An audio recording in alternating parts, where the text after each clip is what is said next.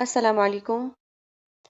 Today we are going to start the unit number 3, which is assessment of the cardiovascular system. और इस unit में हम ये check करेंगे that how well the heart and the blood vessels are working. So let's get to our topic. So systematic assessment में patient से हम पहले लेते हैं हिस्ट्री।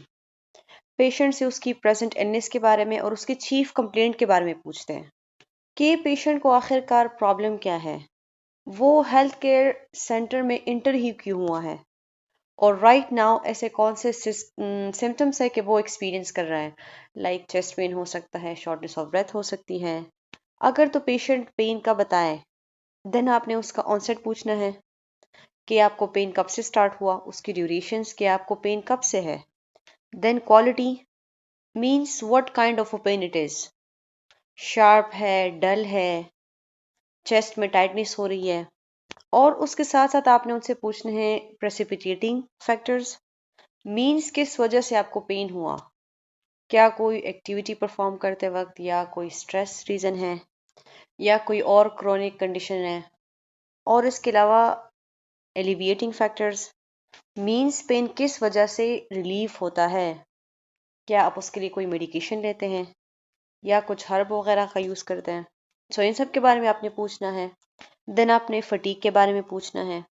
मीन्स आपने पूछना है कि जब आप कोई वॉक करे या फिर स्टेयर्स पर या फिर कोई एक्टिविटी परफॉर्म करे तो क्या आपको कोई अनयूजुअल टायर्डनेस, फटीग या फिर वीकनेस फील होती है। या इसके अलावा पल्पिटेशन, जिसमें पेशेंट अपनी हार्ट बीट को खुद ही फील कर सकता है, ये इतनी फास्ट और इरेगुलर, इतनी स्ट्रांग होती है।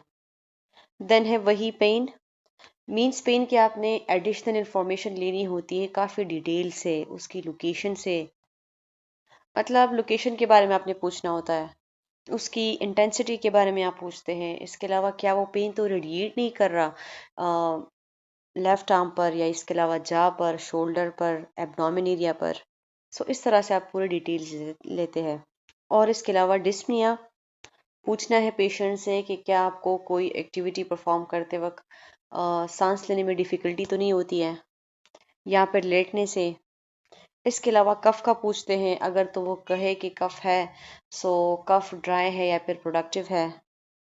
एंड देन है एक्सरसाइज, इसमें ये पूछते हैं कि क्या पेशेंट फिजिकल एक्टिविटीज़ परफॉर्म करने के काबिल है भी कि नहीं, क्या वो ये चीज़ें टॉलरेट कर सकता है कि नहीं। सो चेक करते हैं कि कोई चेस्ट पेन या फिर ब्रीथलेसनेस मींस डिस्पनिया उसे एक्सरसाइज के वक्त तो नहीं होती। सो इसके बारे में भी पूछते हैं। देन है सिनकोप, सिनकोप में पेशेंट को फेंटिंग होती है, और we can say that the temporary loss of the consciousness, और ये तब होता है जब ब्रेन को प्रॉपर सप्लाई नहीं मिलता, ब्लड का फ्लो जो है वो ब्रेन की तरफ डिक्रीज हो जाता है। और सिनकोप जो है वो हार्ट रिदम इश्यूज की वजह से भी हो सकता है, या इसके अलावा जो है कार्डिक आउटपुट का लो होना, ये भी एक रीज़न है।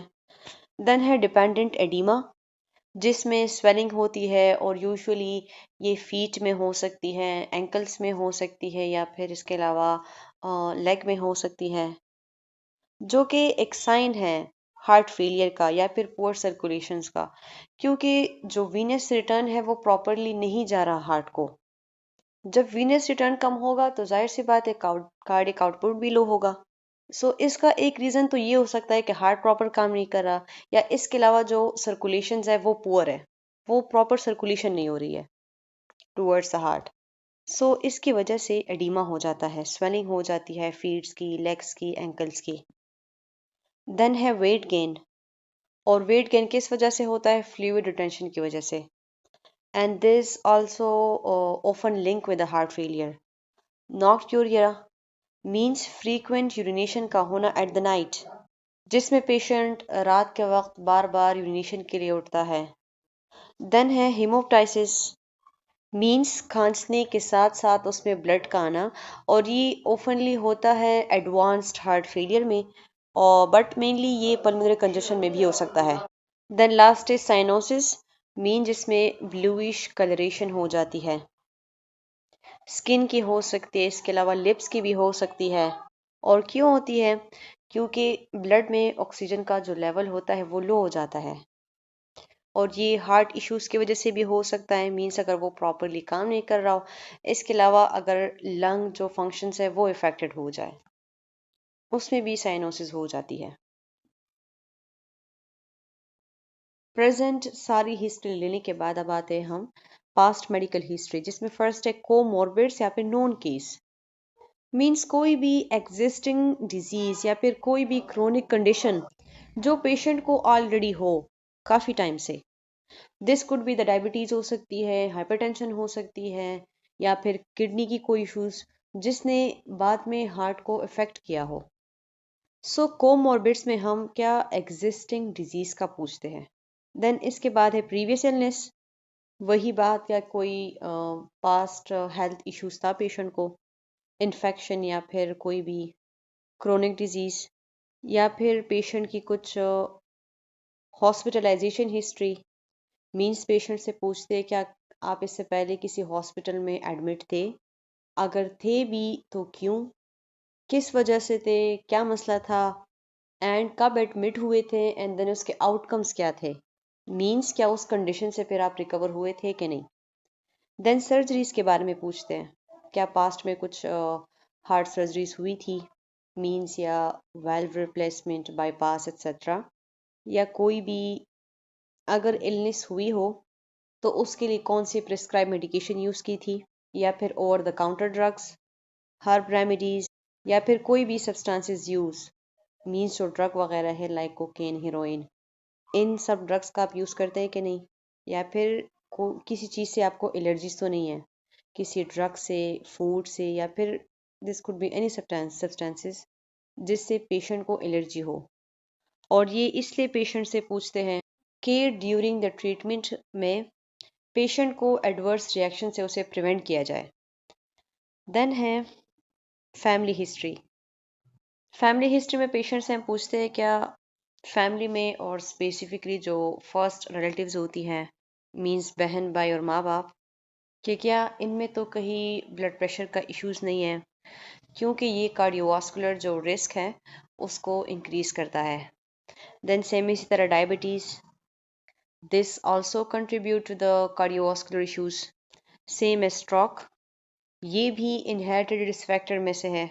या इसके अलावा कोई भी किडनी डिजीज अगर किसी को हो, क्योंकि ये बीपी और हार्ट कंडीशन के साथ रिलेटेड है, और ये भी जेनेटिक लिंक हो सकता है। इसके अलावा पूछते हैं उसके सिबलिंग्स एंड पेरेंट्स के हेल्थ के बारे में, कि क्या उनको कोई हार्ट इश्यूज तो नहीं है। अगर किसी की डेथ हुई भी है इन रिलेटिव्स में तो उसका रीज़न पूछते हैं, या फिर कोई भी क्रोनिक इलनेस जो कि फैमिली में रन कर रही हो, सो उसके बारे में भी पूछते हैं।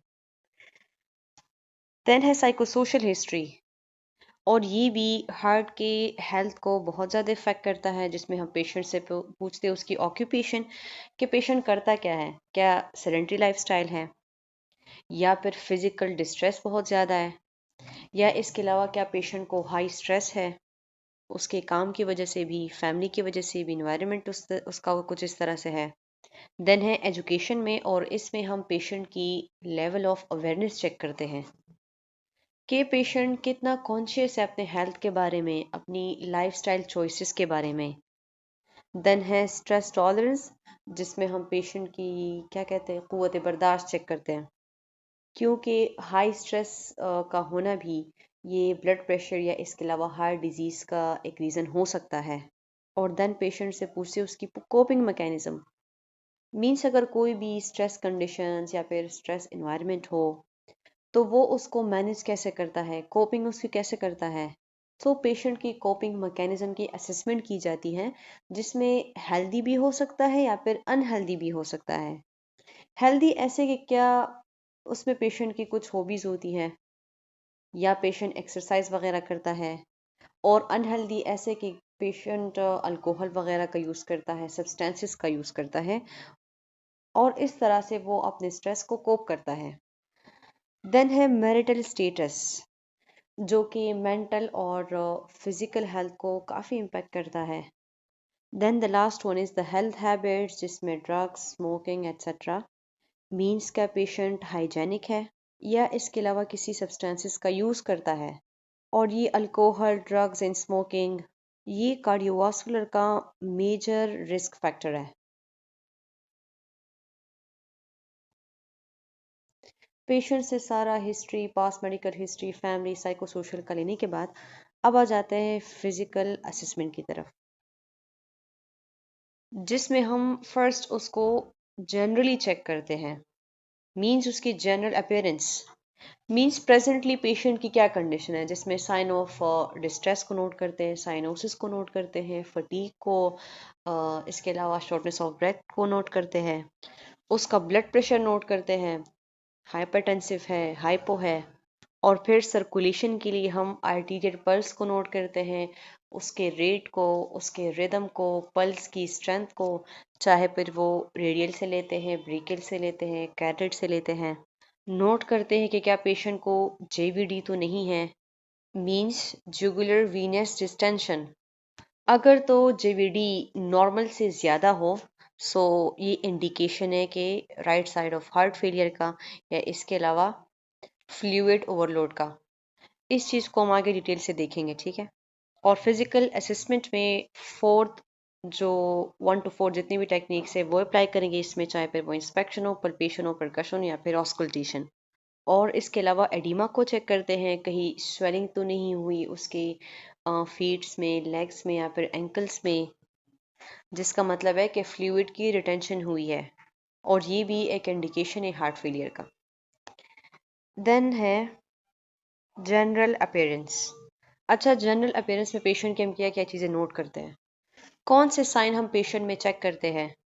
कुछ ऐसी पोजीशंस होती हैं लाइक सिटिंग फॉरवर्ड, मींस आगे की तरफ बैठना, जो कि ये चीज़ सजेस्ट करती है कि या तो पेशेंट को कोई ब्रीथिंग इशू है या फिर चेस्ट पेन है। इसके अलावा फेशियल एक्सप्रेशन, जाहिर सी बात है, पेशेंट को पेन हो, पेशेंट को एंजाइटी हो या फिर पेशेंट को डिप्रेशन हो, तो इंसान के चेहरे के ज़ावी या फिर उसके एक्सप्रेशन खुद ही बता रहे होते हैं कि there is something uncomfortable, means कुछ प्रॉब्लम है। इसके अलावा पेशेंट रेस्टलेस दिखाई दे रहा है, उसे वीकनेस हो रही, फटीग हो रही, लंबी लंबी सांसें ले रहा है, एंड दिस में reflect the hypoxia, means low oxygen level भी हो सकता है, पेन भी हो सकता है, डिप्रेशन भी हो सकता है।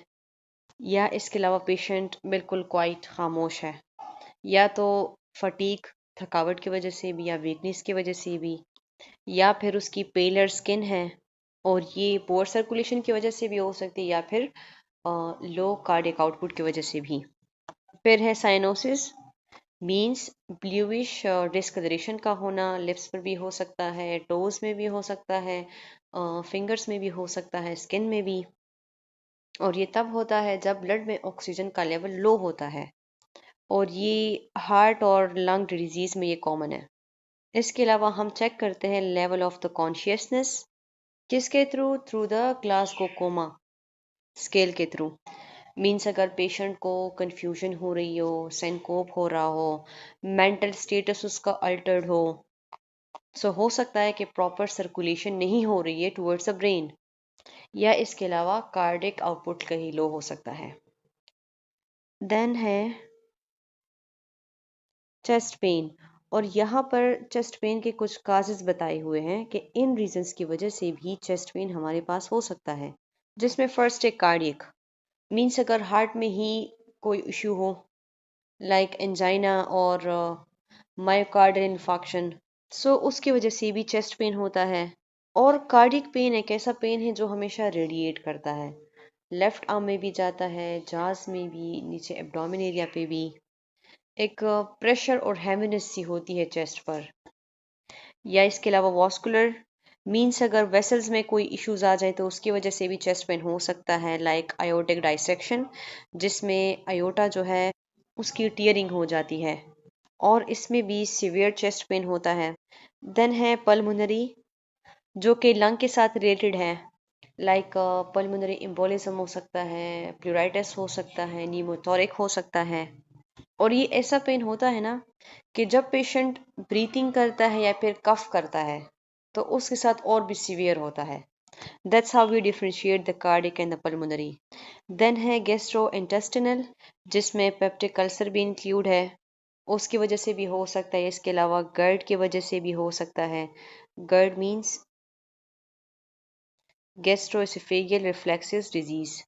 सो इन रिफ्लेक्सेस की वजह से भी चेस्ट पेन हो सकता है, और ये बर्निंग पेन होता है, और स्पेसिफिकली खाना खाने के बाद, या फिर जब पेशेंट सो जाता है, लेट जाता है, तो उसमें सिवियर हो जाता है ये चेस्ट पेन।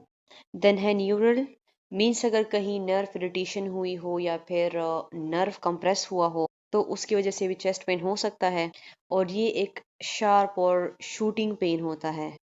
और अगर तो नर्व कंप्रेस हो, सो जहाँ तक वो नर्व गई होती है उसका पूरा पाथवे, वहाँ पर सिवियर पेन होता है। देन है मस्क्यूलोस्केलेटल, मीन्स अगर कहीं मसल स्ट्रेन हुआ है या फिर किसी रिब की इंजरी हुई है, सो उसकी वजह से भी चेस्ट पेन हो सकता है, और ये पेन जो है ये लोकलाइज्ड होता है, और मूवमेंट करने से या फिर डीप ब्रीथिंग से ना और भी वर्स हो जाता है। And then the last one is emotional, anxiety या फिर पैनिक अटैक की वजह से भी कार्डिक पेन हो सकता है। कार्डिक पेन होता नहीं है, बट ऐसा होता, मतलब फील होता है।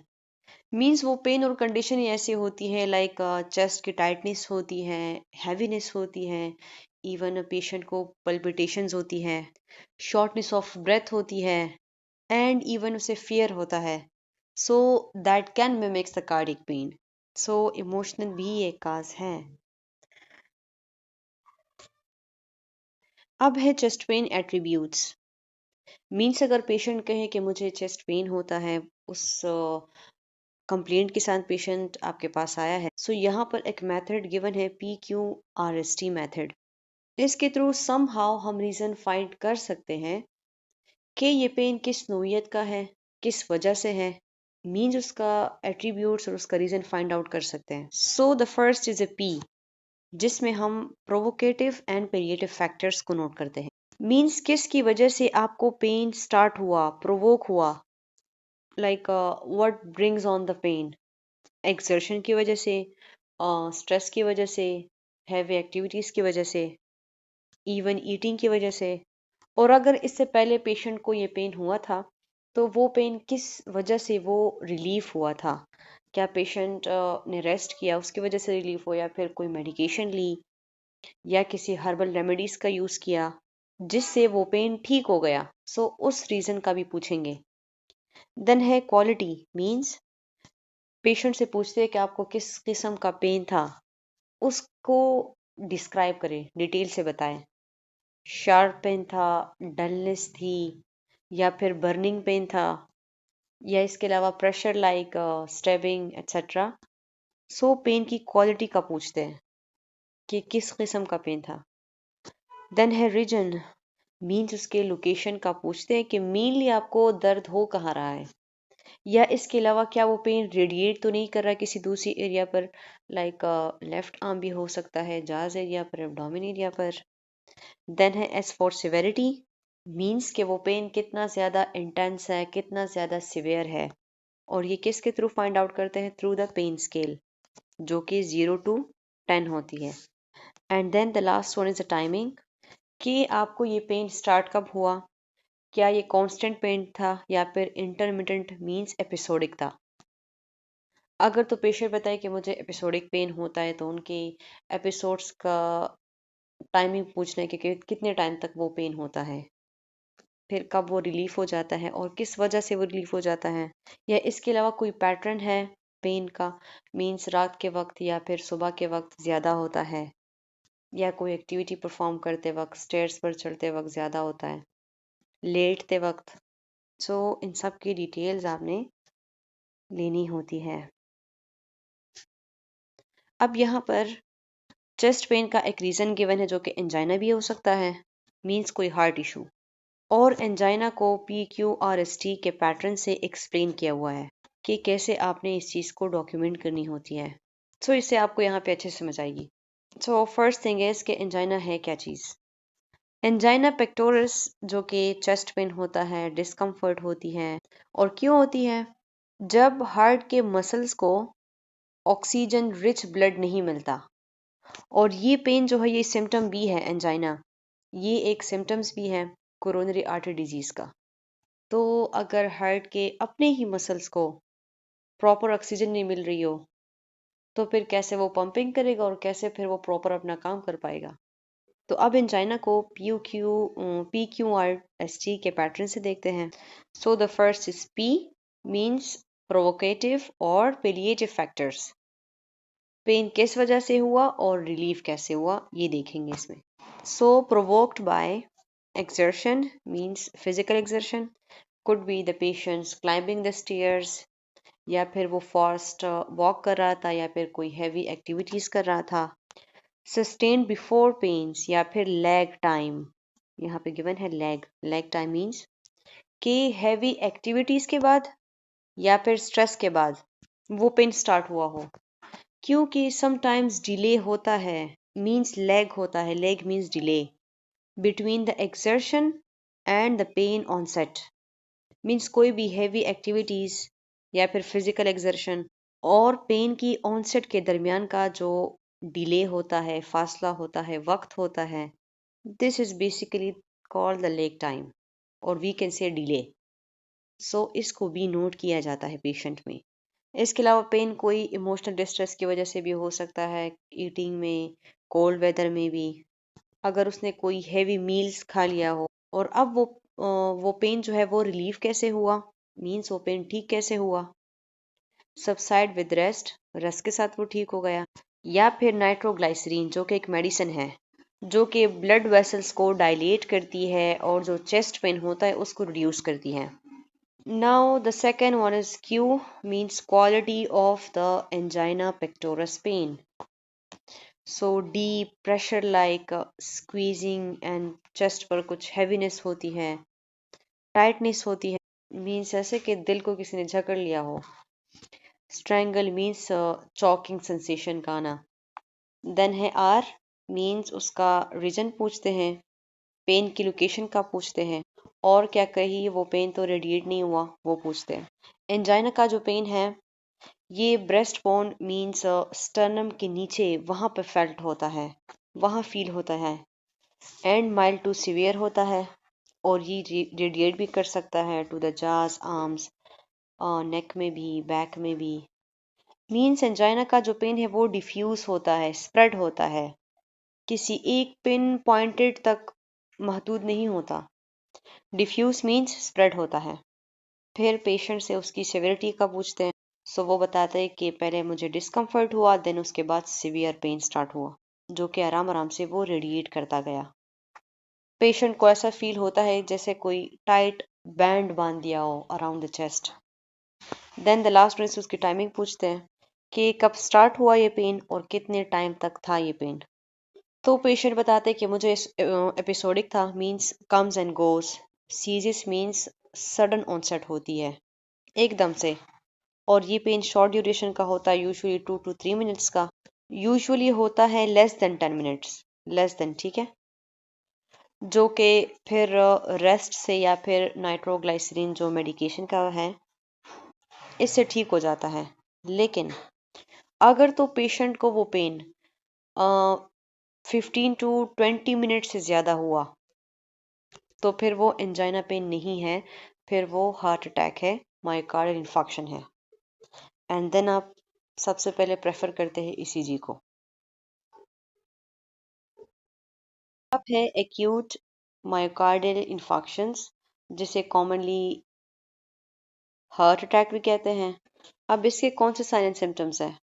अच्छा, first thing is that what is acute MI.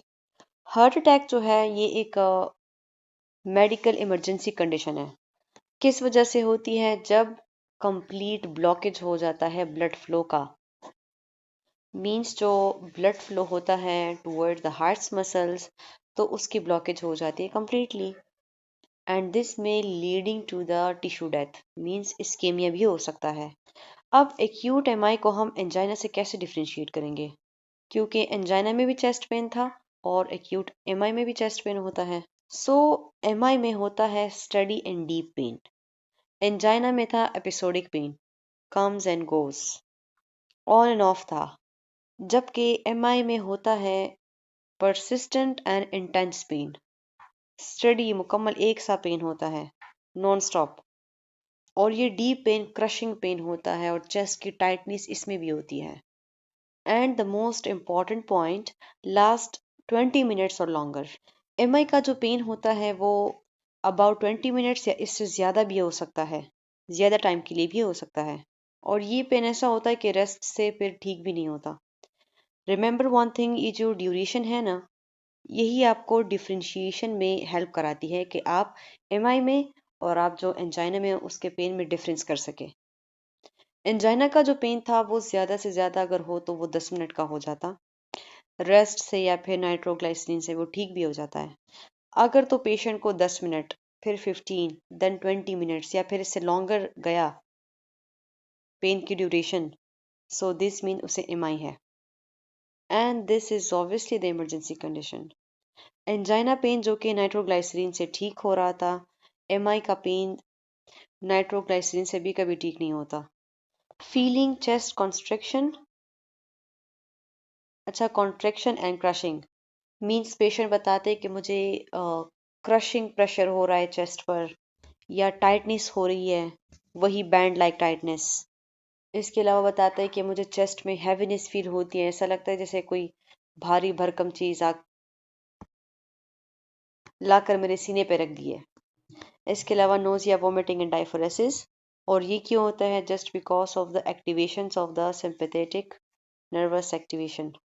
Diaphoresis means sweat excessively, means वो ठंडे पसीनों का आना, पेशेंट बताता है ना। देन है may occur at rest with exertion और रेस्ट स्ट्रेस, मीन्स जहाँ तक हमने एंजाइना को रीड किया उसमें था कि एक्सर्शन मीन्स कोई फिजिकल एक्सर्शन, स्ट्रेस हो सकता है उसके चांसेस, और फिर वो रेस्ट से ठीक हो जाता था। एमआई के कोई स्पेसिफिक टाइमिंग्स नहीं है, वो रेस्ट में भी हो सकता है, एक्सर्शन में भी हो सकता है, स्ट्रेस में भी हो सकता है। So all these are the key points to differentiate between the angina and the acute MI. अब है पेरिकार्डाइटिस, इसमें भी चेस्ट पेन होता है। अब इसको कैसे हम एंजाइना से और एक्यूट एमआई से हम डिफ्रेंशिएट करेंगे, इसमें क्या साइन एंड सिम्टम्स पेशेंट को होते हैं। So first is what is pericarditis. इसमें पेरिकार्डियम की इन्फ्लेमेशन हो जाती है। और पेरिकार्डियम क्या चीज़ है? ये एक थिन सैक होता है जो कि अराउंड द हार्ट प्रेजेंट होता है। तो कुछ पेशेंट ऐसे भी होते हैं कि जिनको पेरिकार्डाइटिस का पेन होता है और वो मिस्टेकनली वो समझ जाते हैं कि ये हार्ट अटैक है। सो पेरिकार्डाइटिस में क्या होता है? डीप कॉन्स्टेंट और प्यूराइटिक पेन होता है, मीन्स इसमें भी जो पेन है वो परसिस्टेंट होता है, लेकिन ये ब्रीथ के साथ जो है वो और भी वर्स होता जाता है जब पेशेंट डीप ब्रीथ करता है। और अनलाइक द एमआई, ये पेन लोकलाइज्ड भी होता है, मीन्स अगर पेशेंट बॉडी मूवमेंट्स करे या फिर डीप ब्रीथ ले तो उसकी वजह से वो पेन और भी उसको सिवियर फील होता है। और ब्रीथिंग के साथ ये क्यों वर्स हो जाती है? क्योंकि पेरिकार्डियल फ्रैक्शन की वजह से, may be related to the respiration, क्योंकि वहाँ पेरिकार्डियम की इन्फ्लेमेशन हुई होती है और ब्रीथिंग से ही उसमें होती है फ्रिक्शन। और ये जो फ्रिक्शन रब होता है इसको स्टेथोस्कोप के साथ भी आप सुन सकते हैं। एक स्क्रैचिंग और ग्रेटिंग साउंड्स होती है जब पेरिकार्डियल की लेयर्स एक दूसरे के साथ रब हो जाती है। इसके अलावा ये पेन जो है कफ के साथ इंक्रीज भी हो सकता है क्योंकि वहाँ पर जो पेरिकार्डियम है वो इन्फ्लेम्ड हुआ है। पेन किस क्वालिटी का होता है? शार्प एंड स्टैबिंग, ऐसे कि सुइयां चुभ रही हो उसे। जबकि एंजाइना और एमआई में कैसा था? प्रेशर लाइक था या फिर चेस्ट की टाइटनेस होती है। देन है फीवर और रीसेंट इन्फेक्शन। अगर तो फीवर हो तो फिर ये इन्फेक्शन के इंडिकेशन है, वायरल भी हो सकता है, बैक्टीरियल इन्फेक्शन भी हो सकता है। पेशेंट जो है वो शेलो ब्रीथिंग करता है, वो डीप ब्रीथ नहीं कर सकता। शैलो ब्रीथिंग में फिर उसे पेन थोड़ा कम होता है। इसके अलावा सिटिंग अप या फिर लीनिंग फॉरवर्ड रिलीव्स, मींस आगे की तरफ झुककर बैठना। इस पोजीशन में क्या होता है कि जो पेरिकार्डियम पे प्रेशर कम पड़ जाता है, सो इसकी वजह से पेशेंट को फिर पेन भी जो है वो कम फील होता है। बाकी अगर लाइंग डाउन पोजीशन में हो तो उसमें पेशेंट को और भी सीवियर पेन होता है। इसकी वजह से पेशेंट जो है वो सिटिंग अप या फिर लीनिंग फॉरवर्ड पोजीशन में बैठता है और साथ ही साथ शैलो ब्रीथिंग करता है। And make sure you have to remember the signs and symptoms of angina, MI, and the pericarditis. Arrhythmias means abnormal or irregular heart rhythms. It could be high or it could be low. अब इनमें आता है palpitation भी, जो कि abnormality होती है heart beat की, और इट में बी फास्ट और स्ट्रॉन्ग और इरेगुलर होती है कि हर एक पर्सन वो खुद ही उसे फील कर सकता है, उसे अपनी हार्ट बीट खुद फील होती है, और ये ओपनली हार्मलेस भी हो सकती है। बट अगर पेशेंट कार्डियक का हो या फिर उसे ऑलरेडी कोई भी क्रोनिक कंडीशन हो, तो फिर हम पल्पिटेशंस को भी मेडिकल इश्यूज के साथ लिंक कर सकते हैं, जिसमें फर्स्ट है द कार्डियक। कार्डियक काजेस में हार्ट फेलियर हो सकता है या फिर वाल्व डिसऑर्डर हो सकता है, जिसकी वजह से पेशेंट को पल्पिटेशन हो रही है। देन है थायरोटॉक्सिकोसिस या फिर हाइपरथायरॉयडिज्म, जिसमें थायराइड जो है वो ओवर एक्टिव हो जाता है और उसकी वजह से मेटाबॉलिज्म का लेवल भी इंक्रीज हो जाता है, जिसकी वजह से फिर हार्ट रेट इंक्रीज हो सकता है और that can also trigger the palpitation as well. Then है hypoglycaemia, means low sugar level और low glucose level can also increase the stress level in the body, जिसकी वजह से एड्रेनलिन जो है वो रिलीज हो जाता है और उसकी वजह से हार्ट रेट इंक्रीज हो सकता है एंड द पेशेंट को पल्पिटेशन हो सकती है। देन है फीवर। फीवर की वजह से भी पल्पिटेशन हो सकती है, हार्ट रेट इंक्रीज हो सकता है, क्योंकि जब बॉडी में इन्फेक्शन हो जाता है तो बॉडी रिस्पॉन्ड करती है टूवर्ड्स द इन्फेक्शन, जिसकी वजह से मेटाबॉलिज्म इंक्रीज हो सकता है और उसकी वजह से हार्ट रेट भी इंक्रीज हो सकता है। देन है anaemia, which means the low blood cells, low red blood cells, RBCs। अगर RBCs कम है तो प्रॉपर ऑक्सीजन की डिलीवरी नहीं होगी और हार्ट को ज़्यादा काम करना पड़ेगा कि दूसरे ऑर्गन्स में और टिश्यू में जो है वो ऑक्सीजन को डिलीवर कर सके, क्योंकि नीड है वहाँ पे। तो उसकी वजह से भी हार्ट रेट इंक्रीज हो सकता है और पल्पिटेशंस हो सकती है पेशेंट को। देन है एंजाइटी। स्ट्रेस और पैनिक अटैक की वजह से एड्रेनलिन रिलीज होता है और एड्रेनलिन की वजह से हार्ट स्टिमुलेट होता है, हार्ट रेट इंक्रीज हो जाता है, जिसकी वजह से भी पल्पिटेशन हो सकती है। अदर फैक्टर्स में कैफीन, टोबैको और ड्रग्स। कैफीन भी एक स्टिमुलेंट है, हार्ट रेट इंक्रीज करने का, एक्साइटेबिलिटी काज हो सकती है कैफीन की वजह से। इसके अलावा टोबैको भी, इसकी वजह से भी हार्ट रेट इंक्रीज हो सकता है और इरेगुलर हार्ट बीट हो सकती है। इसके अलावा दूसरी कोई भी ड्रग्स, अगर पेशेंट सब्सटेंसेस का यूज़ करता है, कोकेन वगैरह, या कुछ ऐसी मेडिकेशन लेता है जिसका एडवर्स इफेक्ट जो है वो पल्पिटेशन हो सकती है। देन है सिनकोप। अब सिनकोप के क्या रीजंस हैं? सिनकोप को बेसिकली फेंटिंग भी कहते हैं, which means the sudden and the temporary loss of the consciousness। इसमें क्या सिम्टम्स होते हैं? फेंटिंग होती है, डिजीनेस होती है, ब्लैकआउट। और ये किस वजह से होती है कि जो ब्लड फ्लो होता है वो ब्रेन को प्रॉपरली नहीं मिल रहा होता, सर्कुलेशन इशू हो सकती है, या इसके अलावा जो कार्डिक आउटपुट है वो लो हो सकता है, जिसकी वजह से प्रॉपर ब्लड फ्लो नहीं होता towards the brain and as a result syncope होता है। कार्डिक कास्ट भी हो सकता है, वही बात हार्ट फेलियर हो सकता है, एरिथमियास हो सकता है, जिसकी वजह से जो ब्लड फ्लो होता है वो रिड्यूस हो जाता है and as a result patient को होता है सिनकोप। देन है मेटाबॉलिक। मेटाबॉलिक काज में हाइपोग्लाइसीमिया पेशेंट को हो सकता है, मींस लो शुगर लेवल का होना, या इसके अलावा हाइपोक्सिया, लो ऑक्सीजन का होना, या फिर इलेक्ट्रोलाइट इम्बैलेंस में, इसकी वजह से भी ब्रेन का जो फंक्शंस है वो इफेक्टेड हो सकता है, जिसकी वजह से पेशेंट को होती है फेंटिंग। देन है साइकेट्रिक काज, एंजाइटी, डिप्रेशन, या इसके अलावा पैनिक अटैक में भी पेशेंट को सिनकोप एपिसोड हो सकते हैं। देन है न्यूरोलॉजिक काज, जिनमें सीजर्स भी हो सकता है, एक रीज़न स्ट्रोक भी हो सकता है, या इसके अलावा ट्रांसिएंट इस्केमिक अटैक भी हो सकता है, जिसमें पेशेंट जो है वो temporary loss of the consciousness patient को हो जाती है। या इसके अलावा ऑर्थोस्टैटिक हाइपरटेंशन मीन्स पोजीशन की वजह से पेशेंट के ब्लड प्रेशर में अप एंड डाउन आ जाए। लाइक पेशेंट जो है एकदम से खड़ा हो गया और उसे डिजीनेस या फिर फेंटिंग हो रही है क्योंकि सडनली उसका जो ब्लड प्रेशर है वो ड्रॉप हो जाता है और ये सेरेब्रल परफ्यूजन की वजह से भी हो सकता है, मीन्स जब कम हो। देन है फटीग, जो कि one of the most common cause है हार्ट डिजीज का, but it can have also many causes as well, जिसमें फर्स्ट है डिक्रीज्ड कार्डियक आउटपुट।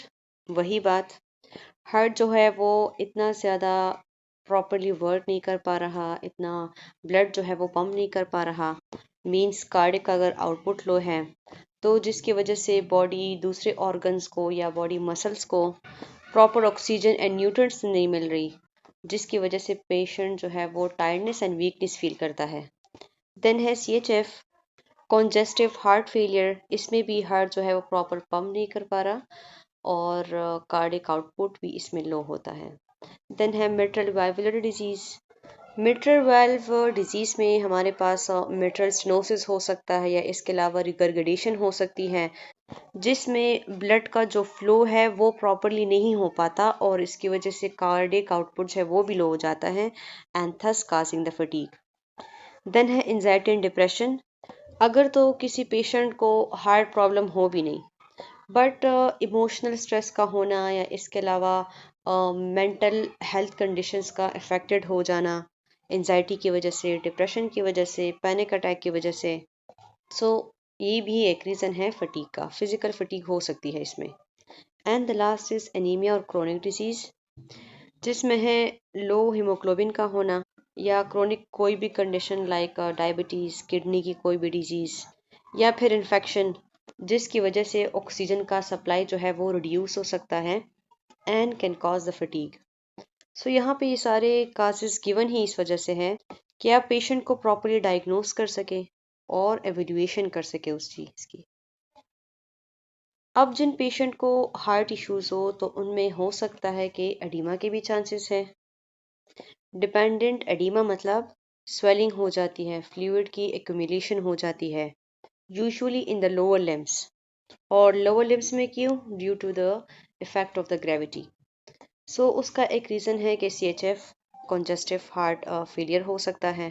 इसमें क्या होता है कि हार्ट जो है वो प्रॉपरली ब्लड को पंप नहीं करता और जो भी वीनस रिटर्न हार्ट को मिलता है उस डीऑक्सीजनेटेड ब्लड का बैकअप हो जाता है टुवर्ड्स द बॉडी अगेन, और स्पेशली लेग्स में और फीट में जो है वो फ्लूइड की एक्यूमुलेशन होती है due to the effect of the gravity. और ये जो स्वेलिंग होती है ये दिन के वक्त और भी सिवियर या वर्स हो जाती है, क्यों? क्योंकि दिन के वक्त जो है पेशेंट चलता है, फिरता है, बैठता है, खड़ा हो जाता है for the long period of time, तो ग्रेविटी के इफेक्ट की वजह से फ्लूइड की एक्यूमुलेशन डाउनवर्ड मींस लेग्स में और फीट में और भी ज़्यादा होती है, तो जो फीट्स होती है वो और भी स्वेल नज़र आती है। जबकि फिर पेशेंट जब थोड़ी देर के लिए मतलब लाइंग डाउन पोजीशन में हो, लेट जाता है, तो फिर थोड़ी बहुत स्वेलिंग कम हो जाती है। देन है SOB means shortness of breath, और ये तब होती है जब यही फ्लूइड जो एक्यूमुलेट हुआ था फीट्स में, लेग में, जब ये लंग्स में चली जाती है and can cause the pulmonary congestion, और ये openly heart failure related oedema होता है। ठीक है,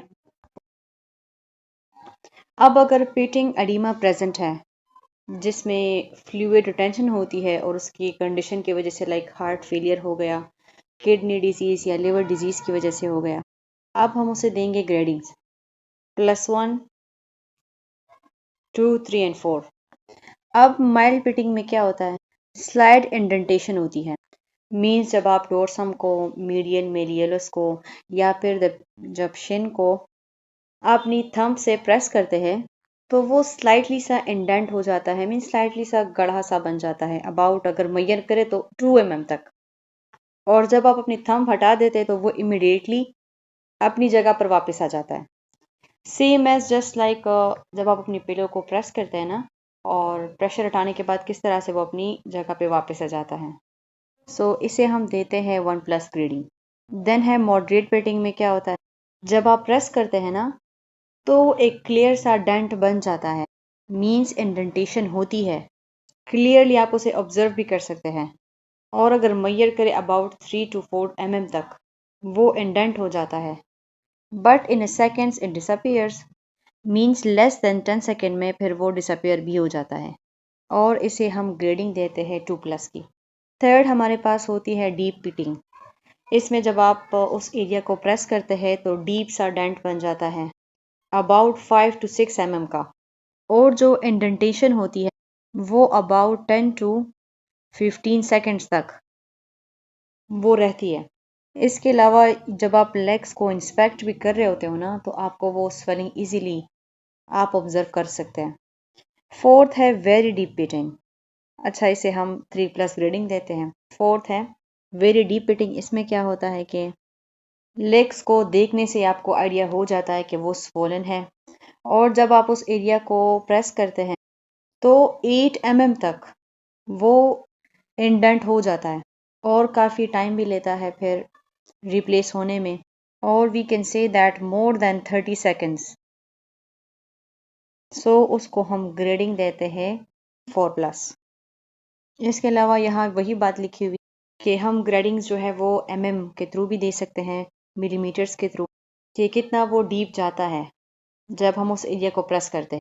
सो अगर 2 mm तक जाए तो 1+, 3 to 4 mm तक जाए डीप तो फिर 2+, 5 to 6 mm तक डीप जाए तो फिर 3+, और 8 mm तक जाए तो फिर 4+।